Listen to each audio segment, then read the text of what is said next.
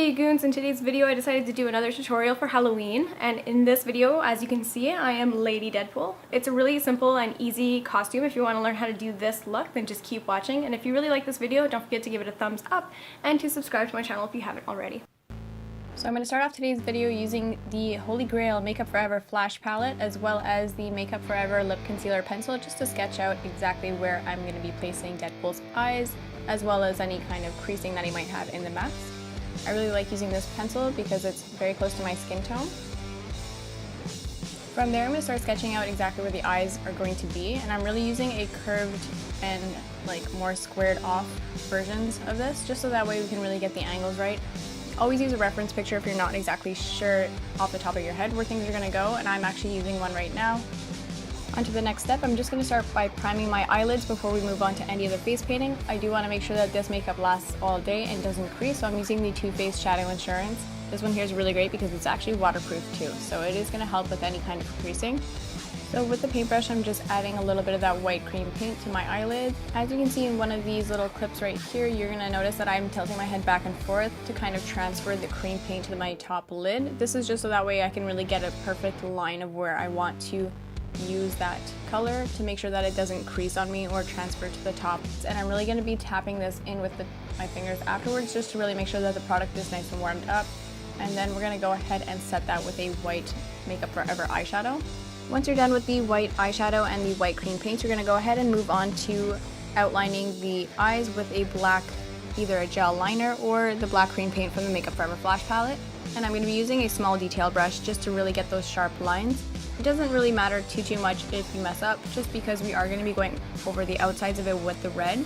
So don't worry if you kind of made one side a little bit bigger than the other. We can always fix that up before we go into the red cream paint. As you can see here, I'm always taking a step back to take a look to make sure that the two sides are symmetrical. It's a really good trick to keep in your head when you're doing makeup. You always want to make sure that you take a step back because we don't always see something when we're focusing so hard on one side to make it perfect. And then you'll take a look at the other side and it'll be completely different. Now using a larger paintbrush, I'm just going to be filling in those black areas with the black cream paint. And I'm going to really be using this with an angled brush, just so that way I can really use the angle to carve out the eyes and to carve out the outline. Once we're done adding the black paint to both sides, we're going to go ahead and start by adding the red paint to the rest of the face. Now I'm including my ears, my neck, pretty much everything. I even drew it into my hairline a little bit. Depending on if you're wearing a bald cap, I would honestly say that would be really cool because then that way you won't see your hair in it. But if you want to be Lady Deadpool like me and have your ponytail show, I do recommend just bringing it a little bit into your hairline. That way you don't see your scalp. And I also brought it down onto my neck just so that way my shirt would kind of blend into the black at the base. Also, choose your brushes wisely when you're doing face paint. The bigger the brush, the faster of a surface you can cover, but it will be a little bit more messy. So you do want to realize that if you're going towards any close corners or anything that you need a little bit more attention to detail, use a smaller brush. Just take the 2 seconds to switch over, because if you use a bigger brush in those areas, you might mess up, and then you'll have to take more time to fix the little mistakes instead of just taking that 2 seconds to choose a different brush. Once all of the cream paints are done and in place, you're going to go ahead and just make sure that everything's nicely blended and that you don't see any streaks. So I just went ahead and used my beauty blender with a little bit of that red cream paint to really blend everything, especially on the neck. And then once that's done, I went ahead and powdered everything with the Makeup Forever shadows that I have in the red, the black, as well as the white that I used on my eyes earlier. So as I said earlier, you always want to make sure that you're using the right brushes. So in the eye area, when I'm filling that in with the black shadow, I decided to use the number 27 blending brush from Sephora collection, just so that way it is a little bit more on the small side, but it still blends eyeshadows nicely. It's not going to be overly big, so that way you don't make too many mistakes with it, hopefully. And then if you do, you can always go back and fix it up with the previous color. A big part of making your face paints realistic is all about highlighting and contouring, so I do go in a lot with the whites and the black cream paints and eyeshadows as well, just to kind of add a little bit of dimension to the mask. If you leave it like this, yes, it'll look awesome, but you won't have that realistic look to it, so you do want to make sure that if you're going for more realistic, to make sure that you're including those highlights and those shadows.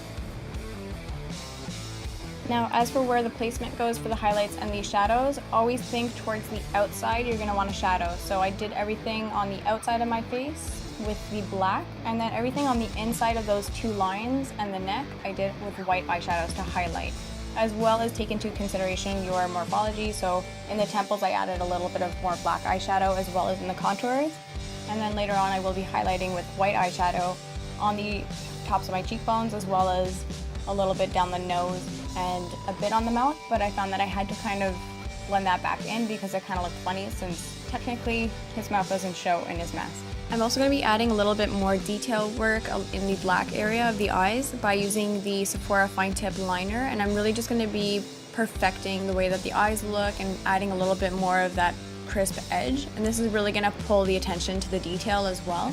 So that's a really good trick too. So I did that around the outsides of the eye as well as the inner area of my actual eye along the white. So just make sure you're being careful there, just so that way you don't have to redo the white part after. So since this is a mask, you do want to make sure that it does look like it. So I'm just going to go ahead and add a little bit of shadow to the base of the nose and bring it up to kind of make sure that we can still see the nose through the mask. And then I'm going to go ahead and fill in the black part of the neck, so that way it kind of fades right into that hoodie that I'm wearing. And I'm going to go ahead and blend that through with a beauty blender just to make sure that it's nice and even, and as well as put some eyeshadow down to make sure that it stays in place all day. And here I'm just going back in with some of that white eyeshadow and just doing the final touches like highlighting and contouring once again.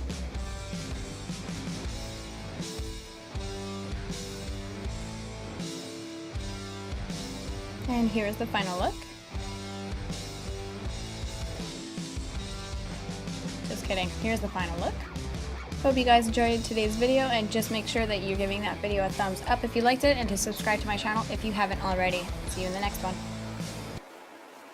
Who's that cute little unicorn? What are you guys still doing here? Movie's over. Get lost.